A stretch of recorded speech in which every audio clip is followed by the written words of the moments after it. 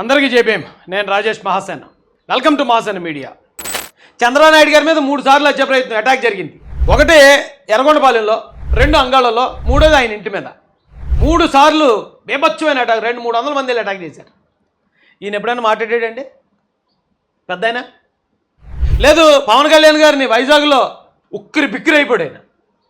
ఆ నోవాటల్ చుట్టూరా పోలీస్ బలగాలు ఆయన పైకి లేచి మాట్లాడడానికి కూడా ఇబ్బంది పెట్టే పరిస్థితి. ఉక్కిరి బిక్కిరి అయ్యాడు. మరి పొత్తులో భాగస్వామి కదా ఈయన. ఎప్పుడన్నా ఒక స్టేట్మెంట్ ఇచ్చాడా? ఈయనకి ఒక రాయి తగిలింది, గాయం చిన్నదే. ఈయన ఇమ్మీడియట్గా స్టేట్మెంట్ ఇచ్చాడు. వాస్తవానికి ఈయన ఎవరితో ఉన్నాడండి పొత్తులో? వీళ్లతో ఉన్నాడు. వీళ్లతో పొత్తులో ఉండి వీళ్ళకి ఏదైనా సమస్య వస్తే స్పందించకుండా ఈయనకి ఏదైనా చిన్న సమస్య వచ్చిందంటే ఇమీడియట్గా స్పందిస్తున్నాడంటే మోడీ గారు ఎవరి వైపు ఉన్నట్టు ఒకసారి ఆలోచించాలి. ఎందుకంటే నేను అనుకున్నాను, వీళ్ళు చాలా పెద్దోళ్ళు, చాలా రాజకీయ అనుభవం కలిగిన వాళ్ళు, వాళ్ళ స్ట్రాటజీలు వాళ్ళకు ఉంటాయి. నేనంతండి 7 సంవత్సరాల క్రితం వచ్చినోడిని. రాజకీయాలు అంటే నాకు వయసు తక్కువ, అనుభవం తక్కువే. అయితే వాళ్ళ ఆలోచన ఏది వాళ్ళకు ఉండి ఉంటుంది, వాళ్ళ స్ట్రాటజీ వాళ్ళకు ఉండి ఉంటుంది. లేకపోతే ఇంత మనకి డ్యామేజ్ జరుగుతున్నా కానీ బీజేపీతో అయితే పొత్తు పెట్టుకోరు కదా. అన్ని యాంగిల్ వాళ్ళు ఆలోచించగలరనే నేను సైలెంట్ అయిపోయాను, కామ్గానే ఉన్నాను. ఎలక్షన్ వరకు కామ్గానే ఉందాం, ఎందుకంటే వీళ్ళిద్దరూ చూసుకుంటారనే నమ్మకం ఉంది.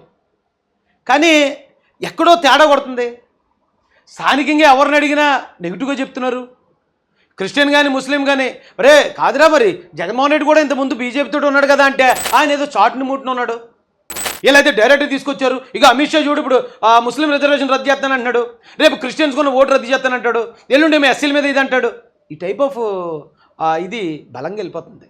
దీన్ని అరికట్టాలంటే మనం ఏమీ రాకెట్ సైన్స్ ఏం కాదండి. అది స్థానికంగా ఉన్న ఎమ్మెల్యే క్యాండిడేట్లు ఎవరైతే ఉన్నారో లోకల్గా ఉన్న వాళ్ళు పిల్లండి స్వామి.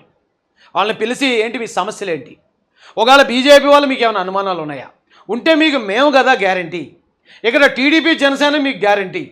ఈ రోజున బీజేపీ మనతో పొత్తులో ఉంది, రేపు మళ్ళీ 29 ఎలక్షన్కి వైసీపీతో పొత్తులోకి వెళ్ళొచ్చు, ఆ తర్వాత మళ్ళీ మనతో ఇది ఏమి శాశ్వతం కాదు. ఇక్కడ శాశ్వతం ఏంటంటే తెలుగుదేశం జనసేన పార్టీలు మాత్రమే అని వారిని కొంచెం సన్నొత్తకపోతే ఎంత పోయినా ఓటింగ్ పోవటమే కదండి. ఇప్పుడు ఈ చేయటం వల్ల నష్టమేం లేదు కదా. ఓకే, వాళ్ళు లేకపోయినా క్రిస్టియన్ ముస్లిము ఎస్సీలు లేకపోయినా మనం గెలిచేస్తాం అనేది ఏమంటే మంచిదే, గెలిస్తే చాలా హ్యాపీ. కానీ ఇప్పుడు ఎంత లేదనుకున్న పోటీ అయితే టైట్ అయింది. ఈ టైట్ అయిన క్రమంలో గట్టిగా ఉంటే 2,000 నుంచి 10-15,000 లోపే మెజార్టీ తేడా ఉంటుంది. ప్రతి నియోజకవర్గంలో ఎస్సీ కానీ క్రిస్టియన్ కానీ ముస్లిం కానీ తక్కువ లేకుండా 60 నుంచి 70,000 మంది, 1,00,000 మంది ఉంటారు. ఈ టైంలో మొత్తం వర్గాన్ని ఎందుకు మనం దూరం చేసుకోవాలి? ఎందుకు మన రాజకీయం మనం ఎందుకు చేయకూడదు? నేను చాలామందికి చెప్పి చూశాను, ఇమ్మీడియట్గా చేయండి, పాస్టర్ ఫెలోషిప్లు పిల్లండి. ఇప్పుడు ఆయన జీతాలు ఇచ్చాడు, లేకపోతే ఆయన క్రిస్టియన్ అనే ఒక సెంటిమెంట్ని తీసుకెళ్ళగలిగాడు. మనం ఎలాగ క్రిస్టియన్ అనే సెంటిమెంట్ మనం తీసుకెళ్ళాము, కానీ ఏం చేయగలం వాళ్ళకి? జగన్ గారు చేసిన దానికన్నా మనం ఏది బెటర్గా చేయగలం? ఇప్పుడు జగన్ గారిని దాదాపుగా 5 సంవత్సరాల నుంచి అటాక్ చేస్తూనే ఉన్నాం. ఆయన చేసిన వైఫల్యాలు, ఆయన మీద ఉన్న ఆరోపణలు, ఇప్పుడు ఎవరైతే అనంతబాబు, అవినాష్ రెడ్డి, కోడికత్తి అన్నీ ఆల్రెడీ చేసేసాం.